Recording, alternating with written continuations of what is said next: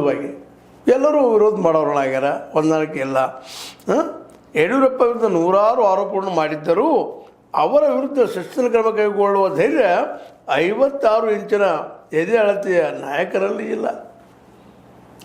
56 inch ಅಂದರೆ ಮೋದಿಯವರಿಗಿಲ್ಲ, ಅವ್ರ ವಿರುದ್ಧ ತೊಗೊಳ್ಳಿಕ್ಕಾಗಿಲ್ಲ. ನಮಗೇನು ಮಾಡ್ತೀರಿ, ಫೋಕ್ಸೋ ಇಲ್ಲ ಅವ್ರ ವಿರುದ್ಧ, ಏನು ತೊಗೊಳ್ರಿ ಕ್ರಮ ಅನ್ನೋಂಗೆ ಕೇಳ್ತಾ ಇದ್ದಾರೆ. ಅಷ್ಟಾಗ ನಿಲ್ಲುವುದಿಲ್ಲ, ಮತ್ತೆ ಹೇಳ್ತಾ ಇದ್ದಾರೆ.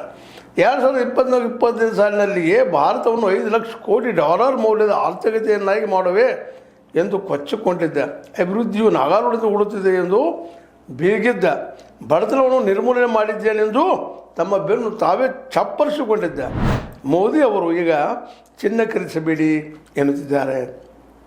ಪೆಟ್ರೋಲ್, ಅಡುಗೆ ಎಣ್ಣೆ ಬಳಕೆ ಕಡಿಮೆ ಮಾಡಿ ರಸಗೊಬ್ಬರ ಬಳಕೆ ಇಳಿಸಿ ಎಂದು ಬೇಡಿಕೊಳ್ಳುತ್ತಿರೋದು ಯಾವ ಅಭಿವೃದ್ಧಿಯ ಲಕ್ಷಣ? ಇದು ಯಾವುದಪ್ಪ ಇದು ಅಂತ ಕೇಳ್ತಾ ಇದ್ದಾರೆ ಸಿದ್ದರಾಮಯ್ಯವರು. ಏನು ಮಾಡಿರಿ ಇಲ್ಲಿವರೆಗೆ ಕಳೆದ 12 ವರ್ಷಗಳಿಂದ? ಇವತ್ತಿಂದ ಹೇಳ್ತಾ ಇದ್ದೀರಿ ಏನು ನಿಮ್ಮದು ಆರ್ಥಿಕ ನೀತಿ ಅಂತೇಳಿ ಅವರ ಅರ್ಥನೀತಿಯ ಸೋಲುಗಳನ್ನು, ಅಲ್ಲಿಯ ಒಳಜಗಳಗಳನ್ನು ಕರ್ನಾಟಕದ ಮಟ್ಟಿಗೆ ಯಡಿಯೂರಪ್ಪ ಮತ್ತು ಅವರ ವಿರೋಧಿಗಳ ಗುಂಪುಗಳ ಬಗ್ಗೆ ಛೇಡಿಸಿ ಮಾತಾಡಿದ್ದಾರೆ. ಈ ನಮ್ಮ ರಾಜ್ಯದ ನಾಯಕ ಹೇಳುವ ಅವಶ್ಯಕತೆ ಇಲ್ಲ ಸಿದ್ದರಾಮಯ್ಯನವರು. ಅದೇ ಕಾಲಕ್ಕ ಮೋದಿ ತಮ್ಮ ಪಕ್ಷದ ವಿಶ್ವಾಸ ದ್ರೋಹದ ಚರ್ಚೆಯನ್ನು ಒಮ್ಮೆ ನೆನಪು ಮಾಡಿಕೊಂಡಿದ್ದರೆ ಒಳ್ಳೆಯದು.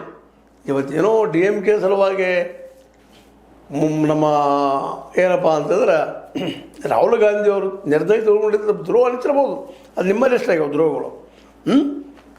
ಅದಕ್ಕಾಗಿ ನೀವು ಅಂದರೆ ನಿಮ್ಮ ಬಗ್ಗೆ ತಿಳ್ಕೊಳ್ಳೋದ್ರೆ ಮಾತಾಡ್ತಾ ಇರಲಿಲ್ಲ. BSP ಅದಕ್ಕೆ ಮೋಸ ಮಾಡಿದ್ರಿ, TMCಗೆ ಮಾಡಿದಿರಿ, TMC ಮತ್ತು BJPಯಲ್ಲೇ ಇತ್ತು, DMKಗೂ ಮಾಡಿದಿರಿ, AIADMKಗೂ ಮಾಡಿದಿರಿ, PDPಗೂ ಮಾಡಿದಿರಿ. PDP ಗೊತ್ತಲ್ಲ ಯಾವುದು? ಸ್ವತಂತ್ರವಾದ ಮೀಡಿಯಾಗೆ ಬೇಕಾಗಿರುವುದು ಸ್ವತಂತ್ರ ಧ್ವನಿ. ಆ ಸ್ವತಂತ್ರ ಧ್ವನಿ ಉಳಿಸಲು ನೀವು ಮಾಡಬೇಕಾದದ್ದು ಇಷ್ಟೇ. ಅದೇನಪ್ಪಾ ಅಂತಂತಂದ್ರೆ ನಿಮ್ಮ ಕೈಲಾದಷ್ಟು ಸಹಾಯ ಈ ಚಾನಲ್ಗೆ ಮಾಡಿ ಹಾಗೂ ನಿಮ್ಮ ಧ್ವನಿಯನ್ನು ಕಾಪಾಡಿಕೊಳ್ಳಿ. PDP ಅಂದ್ರೆ ನಮ್ಮ ಈ ಜಮ್ಮು ಕಾಶ್ಮೀರದ್ದು